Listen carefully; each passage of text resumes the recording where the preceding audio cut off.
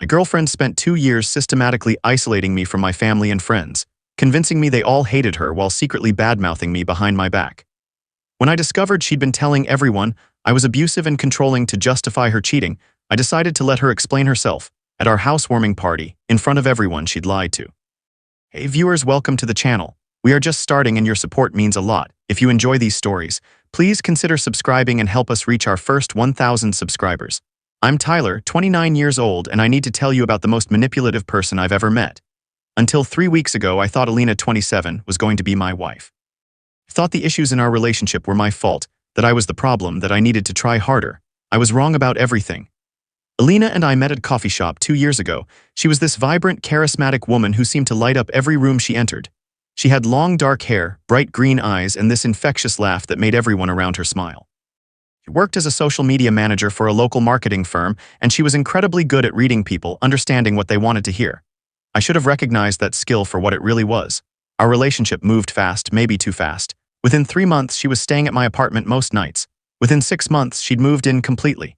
And that's when the subtle manipulation began, though I didn't recognize it at the time. It started with my friends. Alina would never directly say she didn't like them, but she'd make little comments after we hung out with them. "Did you notice how Jake barely acknowledged me tonight?" she'd say about my best friend of 15 years.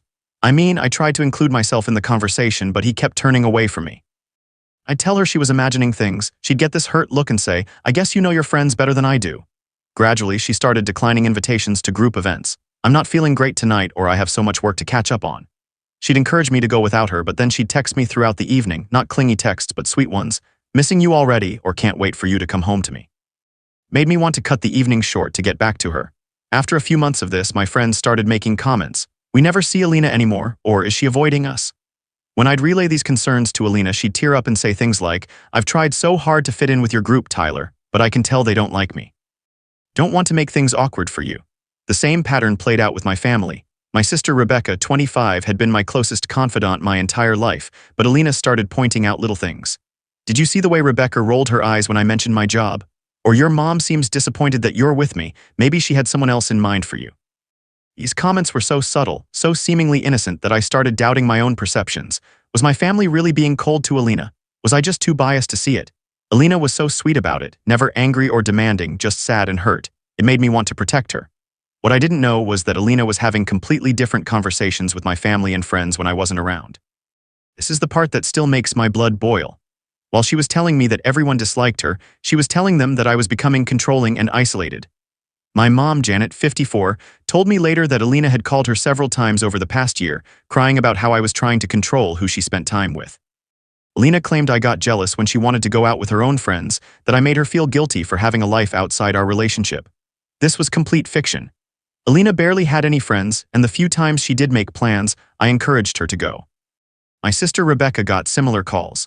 Alina told her I was becoming emotionally manipulative, that I would give her the silent treatment when she didn't do what I wanted, that I made her feel like she was walking on eggshells. Rebecca, being the protective sister she is, started watching me more closely during family gatherings, looking for signs of this alleged controlling behavior. My best friend Jake, 30, got the worst of it. Alina told him I had become possessive and jealous, that I didn't want her to have male friends or coworkers.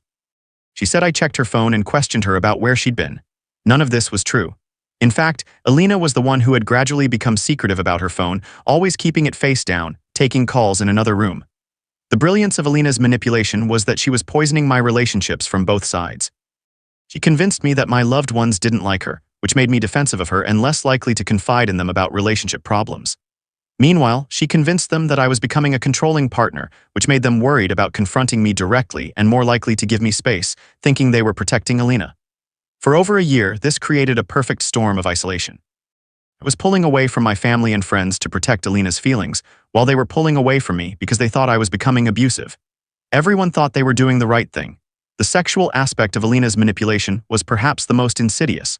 She never used sex as a weapon directly, but she had this way of making me feel like I had to earn physical intimacy. If I spent an evening with friends, she'd be distant when I got home, not angry, just sad and withdrawn. She'd curl up on her side of the bed, and when I'd try to cuddle or initiate anything, she'd say things like, "I'm just not feeling very connected to you right now." She'd never refuse directly, but she'd make me feel like I was being selfish for wanting physical intimacy when she was going through something. A few days later, when I'd canceled plans with friends to spend time with her instead, she'd be warm and affectionate again. I started associating time away from Alina with relationship problems and time devoted to Alina with harmony and intimacy. The financial manipulation was subtler, but just as effective. Alina made decent money at her job, but she always seemed to be struggling with expenses. Her car would need repairs, or she'd have unexpected medical bills, or her student loan payments would suddenly increase. I started covering more and more of our shared expenses, then helping with her personal ones. "I hate asking you for help," she'd say, tears in her eyes. "I'm so embarrassed that I can't handle my own finances. I promise I'll pay you back once I get this promotion." The promotion never came, or if it did, there was always some new financial crisis that prevented her from paying me back. Looking back, I realized I was funding her ability to manipulate me. The money I gave her for emergencies was probably going toward dinners and activities with other men, while she told me she was too broke to go out with me. About 6 months ago, Alina started talking about us moving to a bigger place together. "I love your apartment," she'd say, "but don't you think it's time we found somewhere that's really ours, somewhere we can make a fresh start?" She found this beautiful 2-bedroom house with a big backyard, perfect for entertaining. Rent was significantly more than my current place, but Alina insisted she'd be able to contribute more once we were settled. We moved in 4 months ago, and Alina immediately started planning a housewarming party. She was so excited about it, talking about how it would be a chance for all our friends and family to see us as a real couple in our new home. She insisted on handling all the planning, sending out invitations, coordinating food and drinks. "I want this to be perfect," she told me. "I want everyone to see how happy we are, how good we are together." Looking back, I think she wanted to show off how completely she'd managed to isolate and control me. 3 weeks ago, I made a discovery that changed everything. Alina had left her laptop open on the kitchen counter, logged into her personal email. I wasn't snooping intentionally, I was just moving it so I could wipe down the counter, but a notification popped up that caught my eye. It was an email from a guy named Carlos, 28, someone I'd never heard Alina mention. The preview text read, "Can't wait to see you tonight, baby. Tyler still doesn't suspect anything." My hands were shaking as I opened the email. What I found was months of correspondence between Alina and Carlos, a photographer she'd met through work. But it wasn't just evidence of an affair. The emails revealed the full extent of Alina's manipulation and lies. Carlos knew all about me, but not the real me. In Alina's emails, I was a controlling, emotionally abusive boyfriend who isolated her from her friends and family. She told him I was possessive and jealous, that I monitored her communications and didn't let her go anywhere alone. She said she was afraid to leave me because I'd threatened to hurt myself if she ever tried to end the relationship. None of this was true. I had never been anything but supportive of Alina's independence. I had never threatened her or myself. I had never tried to control her social life. In fact, it was Alina who had systematically destroyed my social connections while making me believe it was my family and friends who were rejecting her. The emails revealed that Alina and Carlos had been seeing each other for over 8 months, almost as long as Alina and I had been living together. They would meet during her work events or girls' nights, occasions that I now realized were complete fabrications. The most devastating part was reading Alina's descriptions of me to Carlos. She painted me as this pathetic, clingy man who was completely dependent on her. She mocked the way I tried to make her happy, calling my romantic gestures desperate and embarrassing. She laughed about how easy it was to make me feel guilty, how I would apologize for things that weren't even my fault. In one email she wrote, "Tyler is so gullible, it's almost sad. I told him my mom thinks he's not good enough for me and now he's planning this elaborate dinner to try to win her over. She actually loves him, but he doesn't need to know that. The more insecure he feels, the harder he tries to please me." Reading that felt like a physical blow. Alina's mother, Patricia, 55, had always been warm and welcoming to me. I'd been planning a special dinner for her birthday next week, wanting to show Alina's family how much I cared about being part of their lives. Now I realized it was all based on a lie designed to make me feel inadequate. I sat at that kitchen counter for hours, reading through months of emails. Alina had been living a completely double life, telling Carlos she was planning to leave me after our housewarming party. "I just need to make it through this stupid party Tyler is so excited about," she wrote. "After that, I'll tell him I need space, and Carlos and I can finally be public about our relationship." The housewarming party, the party Alina had insisted on planning, had been so excited about. She was planning to use it as her exit strategy, to humiliate me one final time before leaving me alone in a house I couldn't afford without her financial contribution. That's when I decided Alina was going to get her party, but not the way she expected. I spent the next 2 weeks quietly gathering evidence and making preparations. I forwarded all of Alina's emails to myself, took screenshots of her text conversations with Carlos that I could access through her laptop, and documented every lie she'd told me about her family and friends' supposed feelings toward me. Most importantly, I reached out to my family and friends to learn the truth about Alina's conversations with them. The picture that emerged was even worse than I'd imagined. Lena hadn't just been lying to me about their feelings toward her, she'd been systematically destroying my reputation with them while playing the victim. My sister Rebecca broke down crying when I told her the truth. "Tyler, I've been so worried about you," she said. "Elena kept calling me, saying you were becoming controlling and possessive. She made me promise not to confront you directly because she said it would make things worse. I thought I was protecting her by giving you space." My mom had similar stories. Elena had convinced her that I was going through some kind of mental health crisis, becoming increasingly isolated and paranoid. "She said you accused her of cheating, that you were checking her phone and following her to work," my mom told me. Didn't know what to believe, but I thought if I was too supportive of you, it might enable unhealthy behavior. Jake had been avoiding me for months because Elena told him I'd become jealous and possessive, that I didn't want her to have male friends. "She called me crying one night," he said, claiming you'd found a text from me on her phone and accused her of having an affair. "She begged me not to text her anymore because it was causing problems in your relationship. I thought I was respecting your boundaries by backing off." Each conversation revealed another layer of Elena's manipulation. She'd spent 2 years systematically poisoning my relationships while convincing me that I was the problem. The isolation I'd felt, the distance from people I loved, it had all been orchestrated by the woman I thought I was going to marry. The day of the housewarming party arrived. Elena was in her element, playing the perfect hostess, greeting everyone with hugs and smiles. She looked beautiful in a blue dress I'd bought her for the occasion, laughing and chatting with guests as if she hadn't been planning to destroy my life in a few hours.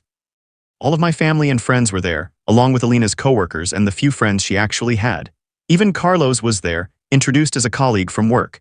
Elena kept touching his arm casually throughout the evening, and I could see the smug satisfaction in her eyes. She thought she was pulling off the perfect deception. About halfway through the party, I asked for everyone's attention. "Want to thank you all for coming tonight," I said, my voice steady despite my racing heart. "Elena and I are so grateful to have all of you here to celebrate our new home." Elena beamed beside me, squeezing my hand. "But before we continue celebrating," I said, "I think there's something Elena wants to share with all of you, something she's been meaning to tell us for a while now." Confusion on Elena's face was immediate. "Tyler, what are you talking about?" she said with a nervous laugh. I pulled out my phone, which I'd loaded with screenshots of her emails and text messages. "Elena, why don't you tell everyone about Carlos?" I said, gesturing toward him. "About how long you two have been seeing each other behind my back." The color drained from Elena's face. Carlos looked like he wanted to disappear into the floor. The party fell completely silent. "Or maybe," I continued, "you'd prefer to explain to my family why you've been calling them for months, telling them I'm abusive and controlling. Why you convinced my own sister to stay away from me because you said I was becoming dangerous." Rebecca stepped forward, her face flushed with anger. "Lena, is this true? Have you been lying to us about Tyler?" Elena opened her mouth, but no words came out. She looked around the room desperately, searching for an ally, but found only confused and angry faces. "Tyler, I can explain," she finally managed. "You don't understand the situation." "Oh, I understand perfectly," I said, reading from my phone. "Let me share some of your messages with Carlos. Here's one from last week. Tyler is so pathetic, he actually believes his family doesn't like me. The truth is, they all love him and think I'm trash, but he's too stupid to see it." My mother gasped audibly. Elena's coworkers exchanged shocked glances. I continued reading. "I can't wait to dump him after this stupid housewarming party.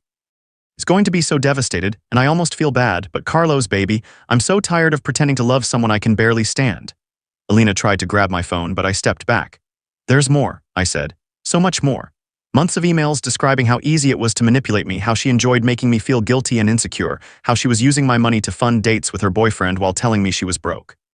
Carlos finally spoke up, his voice shaky. "Elena, you told me Tyler was abusive. You said he controlled your finances and wouldn't let you leave." "That's not," Elena started, but Jake cut her off. "You called me 6 months ago, Elena. You were crying, telling me Tyler was becoming jealous and possessive, that he'd accused you of cheating and didn't want you to have male friends. You begged me to stop contacting you because it was causing problems. Was any of that true?" Elena's carefully constructed web of lies was unraveling in real time in front of everyone she'd manipulated. She looked around the room, her face cycling through emotions, panic, anger, desperation.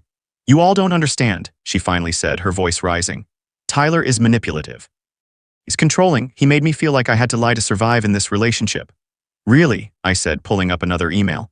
"Is that why you wrote to Carlos? Tyler is so easy to manipulate. All I have to do is cry a little and tell him someone doesn't like me and he'll do whatever I want. It's pathetic how desperate he is for approval." The room erupted. My sister started crying, my mom looked furious, and Elena's own coworkers seemed disgusted.